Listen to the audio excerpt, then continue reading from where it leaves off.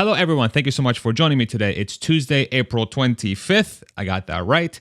And GM released their Q1 2023 earnings today, and I want to go through them with you. I want to point out some of the things that I've seen, and I would love to hear your thoughts as well in the comment section. So without further ado, let's go ahead and get started with GM's Q1 2023 highlights.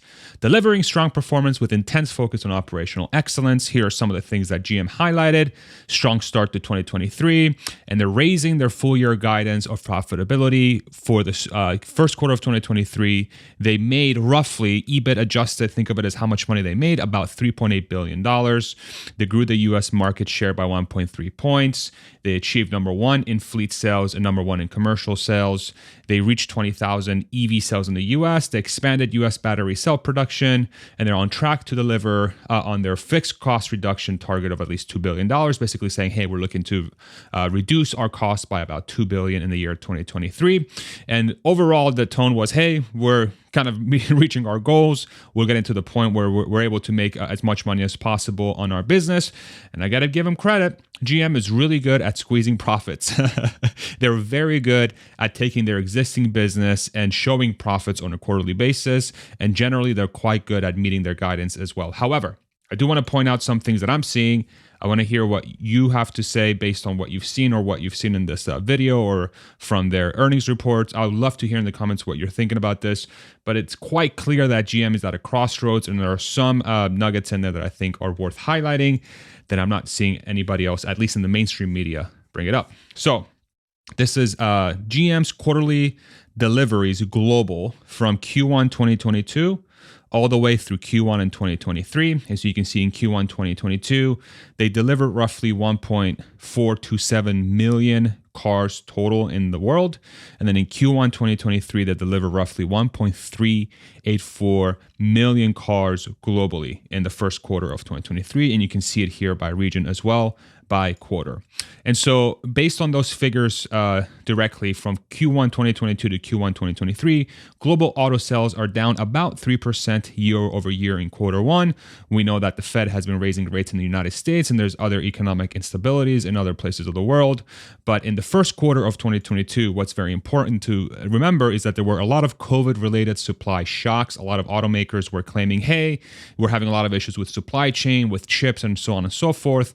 And then in the first quarter of 2023, it's actually less sales than that quarter. So I would love to hear what you think about that. That seems a little odd to me. So in a quarter that they were claiming a lot of issues, the first quarter of this year, they're selling less globally. So that's quite interesting. Let's look a little bit closer. There's some data sets by region that I think are also very important to look at. But before we do that, I would love it if you throw me a like. It helps the YouTube algorithm show this to more people. Thank you so much. I really appreciate you. So if we look at the truck segment in the United States, this is the first quarter of 2023. GM sold about 297,000 trucks just in the United States. Kind of crazy.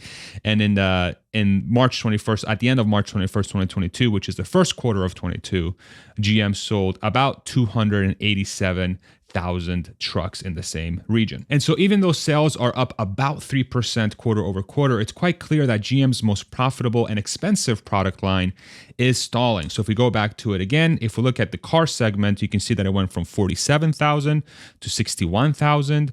The crossovers went from 179,000 to 246,000. So pretty significant percentage increases for each one of those segments, but their truck only went up 3%. And of course, these are very expensive products now. I mean, it's $50,000, $60,000, $70,000 for a truck, but it also happens to be the one that makes GM its most money. So GM's most profitable and expensive product line is very obviously stalling, which could be cause for concern for GM. If we look at Zach Shefska, which is one of the members of Car Edge, awesome channel. I highly recommend you go follow Zach at his Twitter, at Shefska.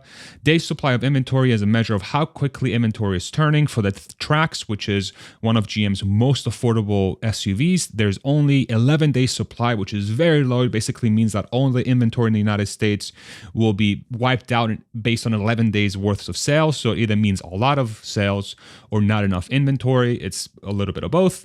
And then for the Silverado 1500, which is the GM's most popular pickup truck, it is at 148 days supply, which means that if GM stopped selling cars to dealers right now, it would take 148 days for the dealerships to clear their inventory.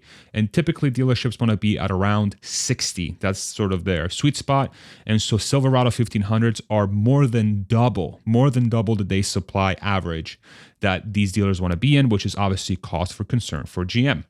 And so what seems clear here from this data point, I believe, is that GM needs to pivot to affordable vehicles ASAP, where people can actually probably afford them because of all the different things that the Fed has done to sort of tighten the economy as much as humanly possible. Now, GM has plans to do this. New affordable SUVs. Many brands scale back on affordable vehicles. Chevy and Buick are moving in with the new SUVs. They estimate more than 1 million U.S. sales for their vehicles, starting at 30,000 and below in 2023 and 2024. It doesn't seem like enough, but at least they're shifting over to those segments. New Chevy Trax launching now at 21,000, which is that car we talked about, but obviously there's very low supply, and then they're also launching it in South Korea. However, the big question here, will GM be able to make these profitably? The pickup truck, the reason why it's great for GM is because it makes them a ton of money because they can charge more. Now, it's much harder to make money on cars that you charge less for because there's less room for the margin. There's less space between how much you sell it and how much the company basically costs them to make the product. So will these be profitable? Is GM going to be able to make the same amount of profit on these cars versus their trucks? In addition, there was news from the investor call today from Mary Barra, who's the CEO of GM. General Motors from Sora Merritt, great account. He's going to be on the channel later today. General Motors plans to end production of its electric Chevy Bolt models by the end of the year, CEO Mary Barra told investors today. So one of their more affordable cars, really its most affordable electric vehicle, is now being discontinued. And the reason why GM quoted is that it's not using GM's latest OTM platform, which is the battery technology that it's going to be using on its new EVs. But from my perspective, what's quite obvious about the Bolt is that it's quite an unprofitable product for GM.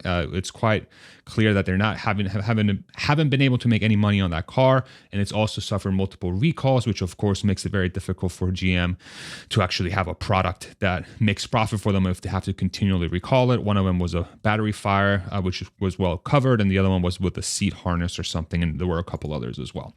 Now, GM does have plans to go into a new EV segment, with new EV products in new segments, with their high volume EVs launching in the most popular segments. So you have the Silverado EV, which is this guy up here.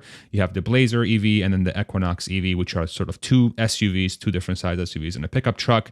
And they're looking to shift away from the Bolt to what hopefully will be more profitable product lineups for GM using their latest battery technology in the OTM platform. But what about China? China is the largest auto market globally at about 20 million cars per year, I think the number is. And there's some information there with GM's business in that region that is quite concerning. So let me go ahead and bring it up. And this was shown sort of a little bit in an earlier slide, but this is more in detail. So this is global sales again. We can look at China. This is for the first quarter of this year, 462,000 cars shipped in that region. And then in March 31st of last year, the end of March 31st, which is the first quarter of 22, they sold 613,000 cars. Now, it's important to highlight that the industry in China is down year over year, rather. They went from 5.7 million cars sold to 5.1 million cars sold. However, proportionally, GM is down quite a bit more in that region than the industry average. GM is down 25% in the largest car market in the world, while that entire car market was down about 10. So they are having challenges there from an economic standpoint, but GM is down significantly more in relation to the rest of the auto market in China. So that's probably cause for concern for GM. The reasons why, from my research, is that it looks like China is heavily betting on domestic brands, especially EV domestic brands like BYD and XPeng and many others.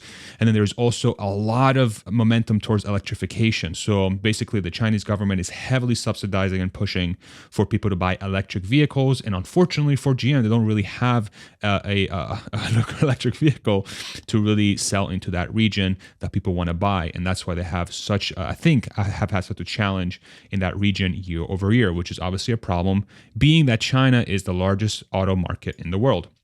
And so what about autonomy? So this is sort of the self-driving technology that GM has been working on for a long time, and it's cruise technology. There are some clues there as well that we can look at that might paint a certain picture. But before we do that, I want to let you know that Twitter now has subscriptions. Crazy. And I've opened mine up. These are sort of the perks that you'll get. So if you are on Twitter and you're interested in any of them, please check them out. You can find me at Farziness. Of course, you don't have to. I'm more than happy to have you here on YouTube in whatever capacity you want to be in. I super appreciate you watching this channel regardless. Thank you so much. Seriously. So Cruise is GM's big autonomy bet. And so this is a slide from the deck. They're executing on rapid scaling throughout 2023. It is quite a small service. It's in about 3 different regions right now: San Francisco, Austin, and I forget the third one, but it's quite small. They have about 240 cars right now running in the entire country, and they're limited to about, I think, 10 p.m. to 5 a.m. on most days. So it's only a nighttime service when the traffic is lowest and they're trying to get drunk people home from the bars, I think. And they've just surpassed 1.5 million fully driverless miles. However, if we look at the actual statement from GM that explains how this business is doing from a profitability perspective, we can look at the last quarter. The cruise segment did about $26 million in revenue, but it cost this is so crazy. It actually cost GM $1.5 billion to run that part of the business. And of course, there's a lot of expenses around outfitting the cars with the sensors, ensuring that there's people employed to make sure the service works well, a lot of research and whatever that they have to do.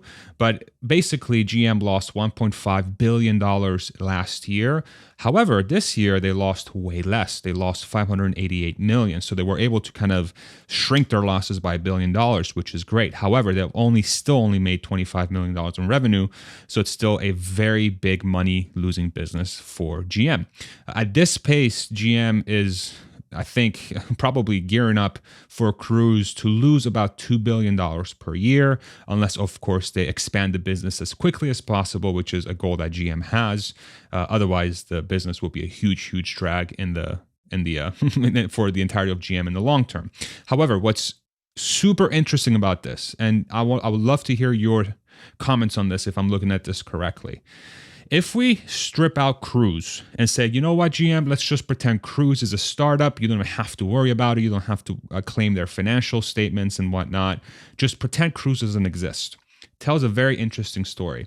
So this is how much GM made in total, their income before the taxes kicked in last quarter for 2022, Q1 of 2022. So last year's first quarter, they made about $2.7 billion, and they made about the same in this quarter. So year over year in Q1, they made about the same money.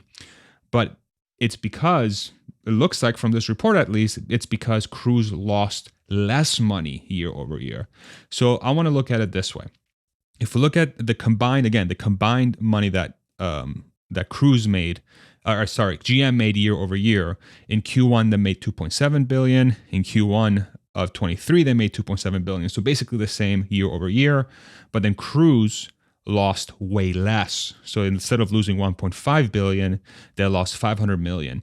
And so what this basically means is that the core business, if we strip out Cruise and look at automotive and the financial services, which is what GM is really known for, selling the cars and financing the cars, the income that they get from those businesses is actually down 22% from the first quarter of 22 and the first quarter of 23. Right? GM's core business is earning 22% less year over year after you strip out Cruise losing less money. I hope that makes sense. But I think that tells a story there that says, hey, the core business of GM, if you shift away from 2022, which was, again, a COVID-related supply chain shocks, chip shortages, whatnot, and then you go to the first quarter of 2023, which you don't have any of those challenges, GM is making less money. I don't know. You tell me. Again, to reiterate, 2023 Q1 had no COVID-related shocks versus 2022 Q1, and they're earning less on their core business. Okay? So here's a summary of what GM is facing from my perspective. Again, I want to hear what you have to say in the comments, but this is what I see. GM's money-making product, the pickup truck, is stalling and will likely shrink in 2023, given that they have very high days on hand of their best-selling truck in the Silverado 1500. This is probably cause for concern for GM that they're going to make potentially less money on that line, but I'm sure they'll figure out how to make more money by cutting costs and doing other things which are already planning to do. So that's cause for concern. And that also signals that the economy is weakening, right? So if there's less people buying these expensive trucks, it probably means that the consumer doesn't have enough money. And so their best money-making product is not going to be bought nearly as much as it was in the past. GM is also down 25% year over year in the largest car market in the world, which is China. And it's primarily because of China's sort of direction towards domestic vehicle makers, but also electric vehicle makers. So this is also, I think, cause for concern for GM, that at the largest market, you are losing more ground than everybody else. That's a concern. Its core business's ability to generate income is down 22% year over year. So if you remove Cruise's very money-losing business out of the business, year over year, you're making less money out of those parts of your businesses, and automotive and financial.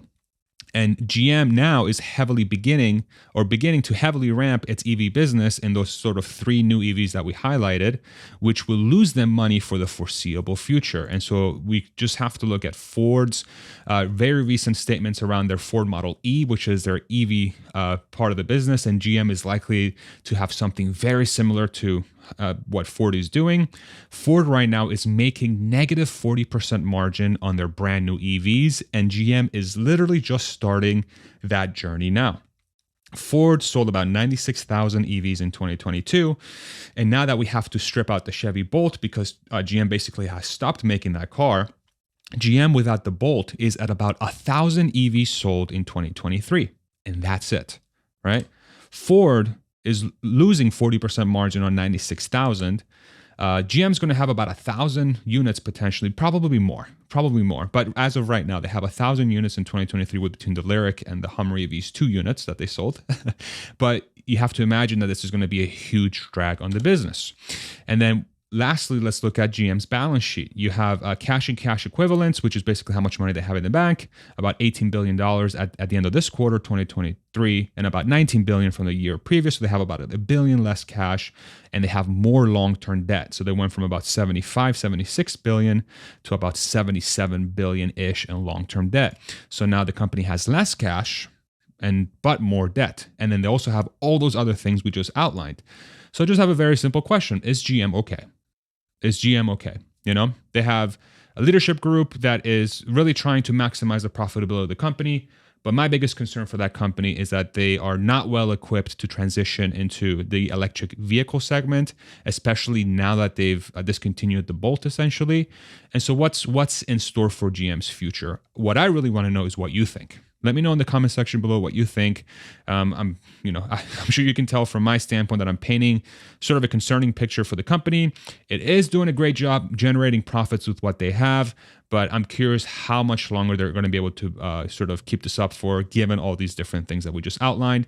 And if you want to see more videos from me that sort of cover the automotive segment and electrification and all that good stuff, feel free to subscribe. I put out videos basically every day for your enjoyment. And if you'd like to support the channel, subscribe, like, and all that good stuff. And you can also buy merch in the description below by clicking on my link to my website for merch. Here's some shirts. I have other stuff on there as well. Or you can support the channel by using my coupon for Athletic Greens, which is a supplement that I use every single morning. You get free travel packs and free vitamin D with your purchase. Thank you so much for watching. I hope this was informative and helpful, and we'll see you on the next one. Take it easy, everybody. Bye-bye.